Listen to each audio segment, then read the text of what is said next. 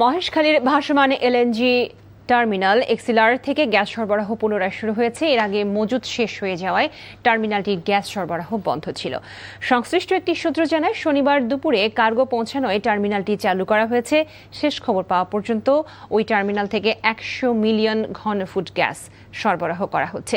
এতে গ্যাস সরবরাহ বাড়ছে। আজ রাত 10টা নাগাদ ওই টার্মিনাল থেকে পুরোদমে গ্যাস সরবরাহ পাওয়া যাবে বলে আশা করা হচ্ছে।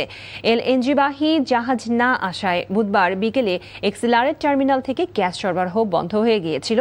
ফলে দেশে গ্যাস সংকট তীব্র আকার ধারণ করে। গ্যাস সংকটের কারণে গ্যাস চালিত 29টি বিদ্যুৎ কেন্দ্র বন্ধ করে দিতে হয়। ফলে বিদ্যুৎ সংকটও প্রকট হয়ে ওঠে। এই অবস্থায় বন্ধ এক্সিলারের টার্মিনাল থেকে গ্যাস সরবরাহ শুরু হওয়ায় কিছুটা হলে স্বস্তি ফিরে আসবে।